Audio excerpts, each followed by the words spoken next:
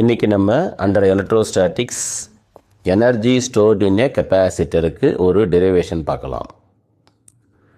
ஒரு parallel plate capacitor.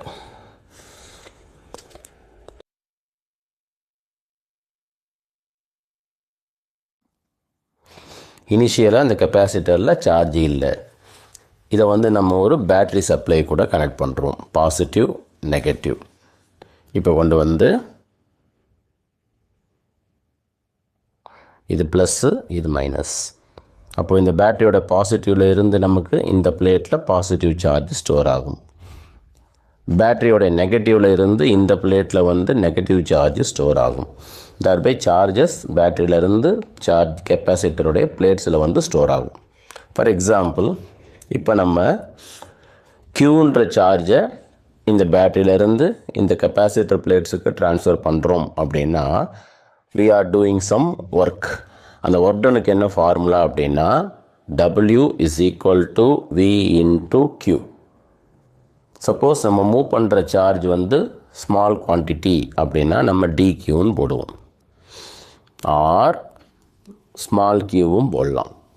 அப்படின்னா நம்ம செய்ய போகிற வேலை என்ன ஆகும்னா DW, change in work done or small work done. வேறஸ் இப்போ நான் மூவ் பண்ண போகிற சார்ஜ் Q, அதாவது பெரிய சார்ஜ், சின்ன சார்ஜ் கிடையாது. அப்படின்னா இந்த ஃபார்முலா எப்படி வரும்னா we have to integrate. அப்போது ஃபார் டோட்டல் ஒர்க் டன்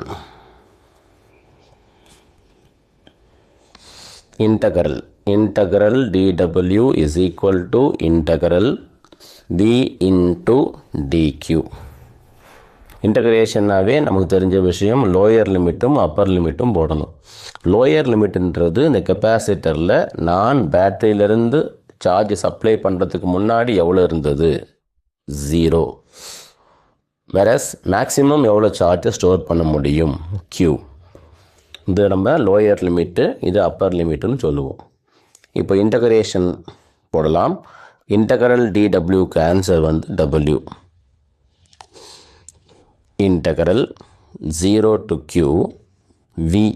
Vக்கு என்ன ஃபார்முலா அப்படின்னா நம்ம ஆல்ரெடி கெப்பாசிட்டரில் படிச்சிருப்போம், C is equal to Q by V. அப்போ V is equal to Q by C.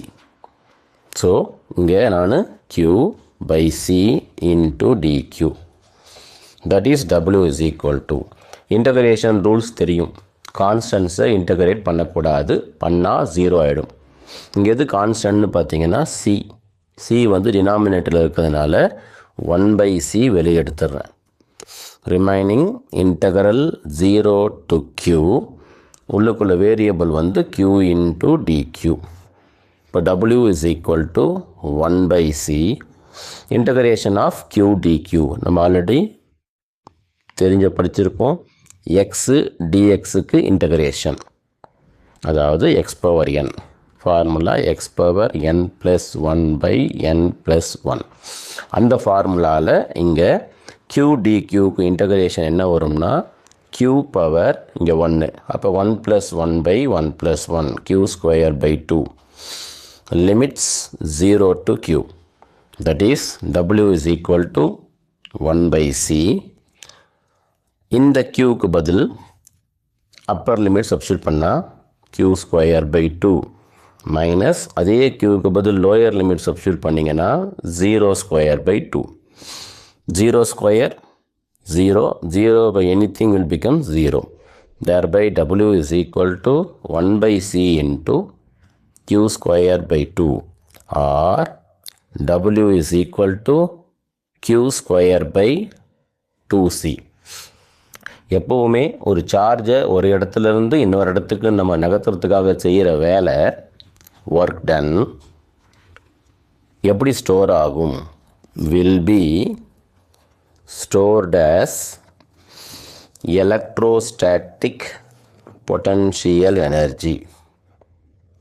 electrostatic potential energy, அதாவது W will be stored as U னா electrostatic potential energy. எலக்ட்ரோஸ்டாட்டிக்கை mention பண்ணுறதுக்காக U அப்படின்னா உப்சிலான், U அப்படின்னா upsilon simple.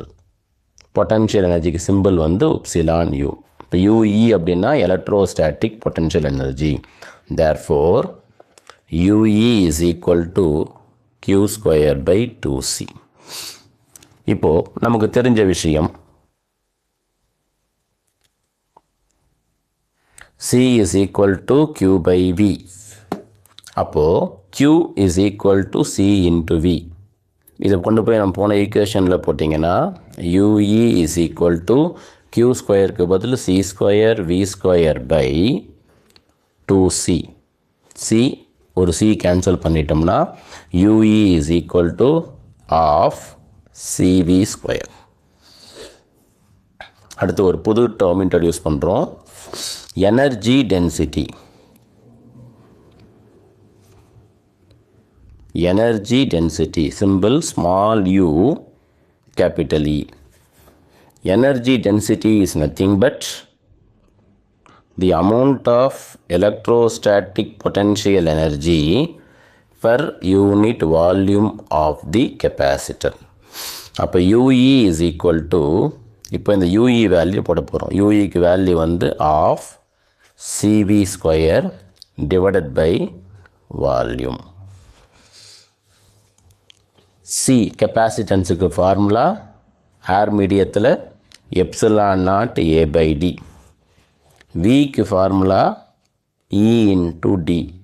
இந்த ரெண்டு value இந்த ஃபார்முலாவில் போட்டோம்னா UE equal to half ε0 A/D E² D² divided by volume. எதோட வால்யூம்னா கெப்பாசிட்டரோட வால்யூம்.